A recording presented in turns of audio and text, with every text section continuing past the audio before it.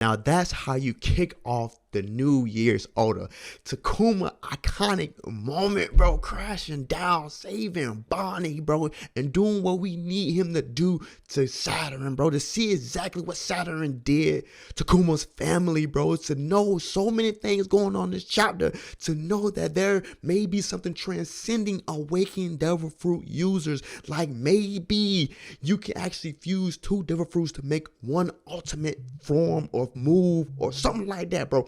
Oda transcending, right, devil fruit. Could this be possibly the way a devil fruit can surpass Haki? It could be, just to know that there's something that Haki may not be supreme, like Kaido once said, bro. We're gonna get to all of this in this chapter review. Let's go.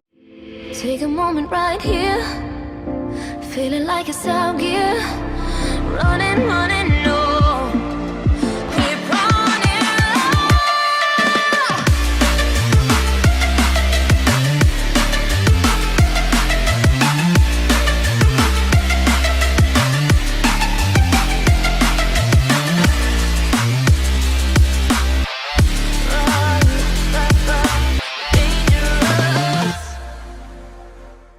I really can't believe Oda started off this New Year's with an amazing chapter for all of us. To see Kuma come back, to see Kuma crashing down on Egghead, to see the tabloids basically saying that the new Yonko is barricaded on Egghead. The whole world knows what's going on right now, and that would be downfall for the world government. The epic clash between Kuma and Saturn. Do you really think this punch will land? To actually see Kuma use armored hockey is a plus for me anyway. To see how Oda's actually trying to transcend the awakened devil fruit being the ultimate power for devil fruit users is something amazing. To actually see Oda take a script out of Toriyama's Dragon Ball Z manga is amazing, right?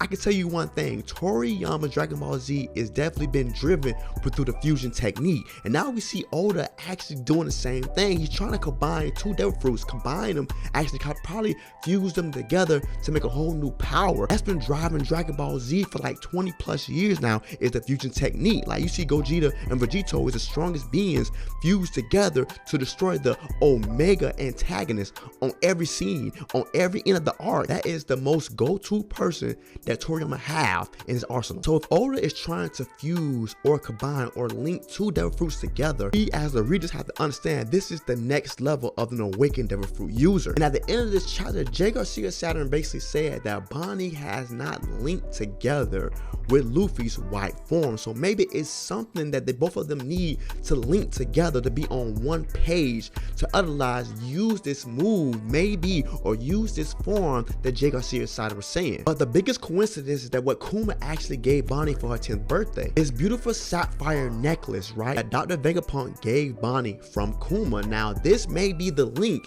right, that Bonnie needs to connect or link with Luffy in his awakened form. Toriyama presented the fusion earrings, and maybe Oda is trying to have something that symbolizes something. Maybe you will need something significant actually for both parties for they can link their fruit together. Trust and believe, this sapphire right here that Kuma gave Bonnie for her 10th birthday is something significant. And we all seen when Bonnie actually changed her attitude when she went from trying to destroy Dr. Vegapunk to align with Luffy because she's seen her father's memories, and this what presented the present. She already knew the Kuma's memories and what happened, but to actually hear J. Garcia Saturn tell her that she gave her mother a disease and the disease got passed down to her, and also that J. Garcia Saturn gave her devil fruit, is on a whole nother level. And you have to picture yourself in Bonnie's shoes. She just found out the man who actually unalived her mother is right in front of her, and he did it through a nasty way. Like, she feel just like how Star-Lord feel when Star-Lord father told him he put a tumor in his mother's brain.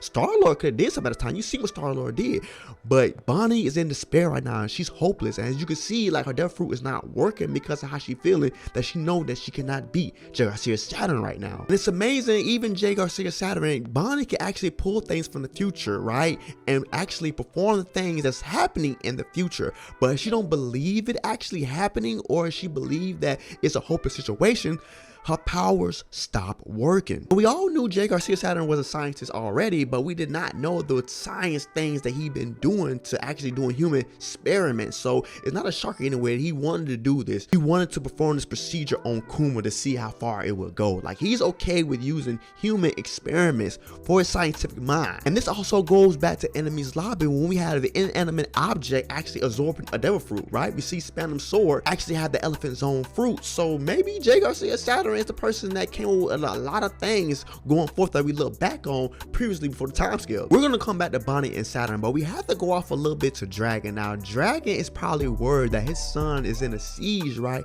And he may not make it back. Do you really think Dragon might come to Luffy's rescue again, right? If he think his son cannot survive this, like, he's actually asking Ivancom, what would Kuma do? Like, what would Kuma mind frame be if he has a little ounce of something inside of him still?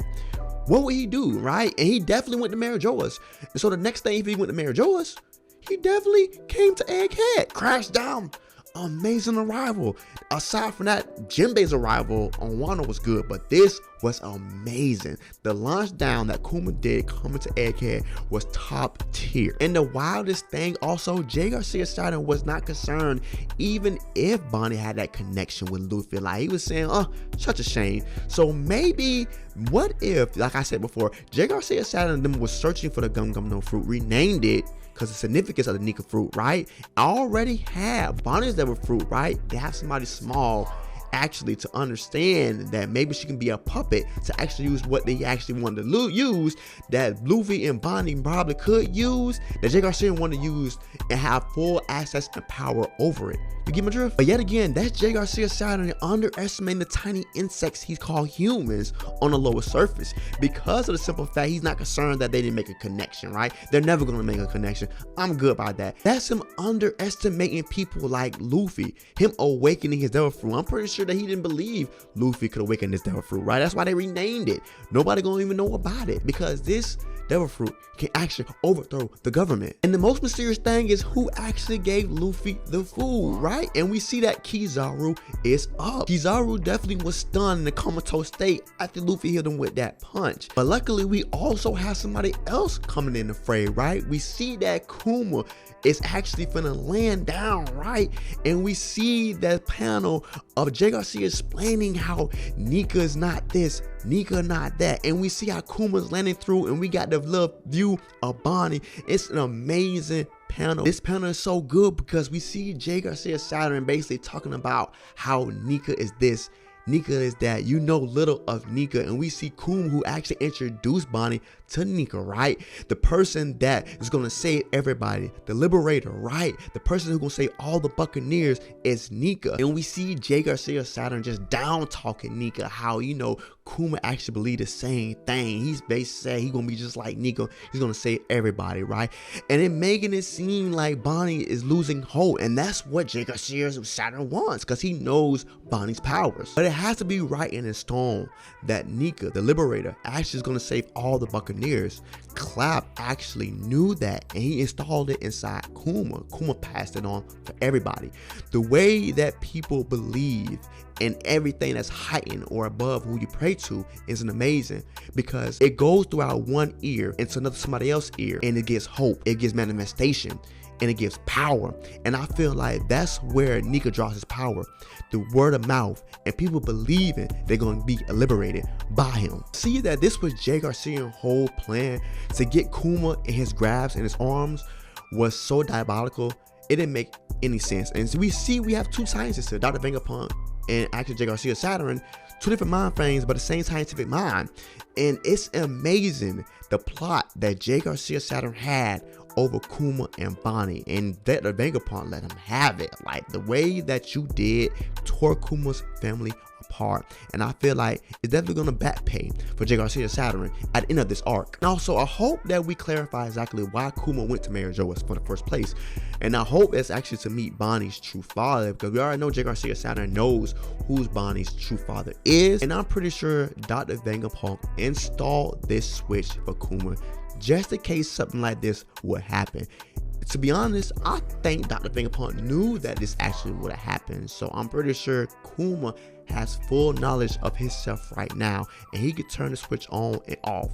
Maybe that this is what Kuma actually wanted from the beginning, and it seems like maybe Kuma might not get off this island will be symbolized for a lot, because his vision, right, the Kuma that we know will live on between Luffy and Bonnie, and that's fine, that's okay. And that's why I feel like Dr. Vegapunk is easily gonna leave, because Jay Garcia Saturn is gonna know already what Dr. Vegapunk did, so he's like, I'm out of here, bro.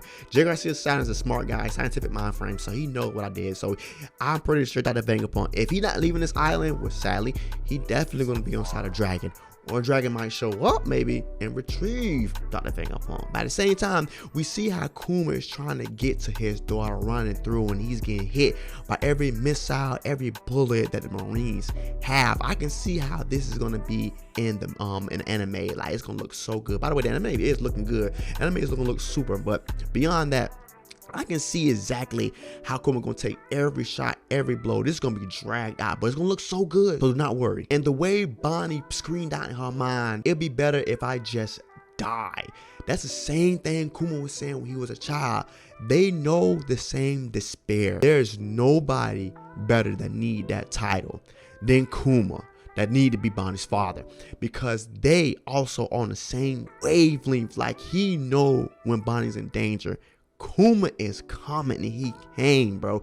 He came to save Bonnie. And the amazing feat that I seen, Kuma taking a shot from Jay Garcia in the back, Kuma holding Jay Garcia legs, Kuma having a handful of armor and hockey and ready to hit Jay Garcia Saturn, bro. Like, that is the most epic way to go out, and I hope that it lands. Do you guys think it will land? Because I'm hoping it lands. Like, this is what Kuma need.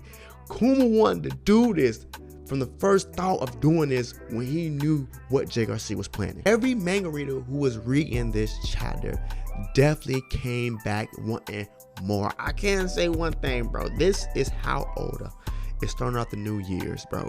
And he gave us every ounce of what we all wanted. Everybody wants Jay Garcia Saturn to suffer. This is gonna be the most epic moment in a newspaper, said by Oda himself. Like, I can only see that Kuma came through destroying Jay Garcia Saturn, right with the new Yonko Luffy, right alongside his Straw Hats components. Like, that is gonna be the tabloids. Everybody gonna survive this with the knocking out of a 5th elder.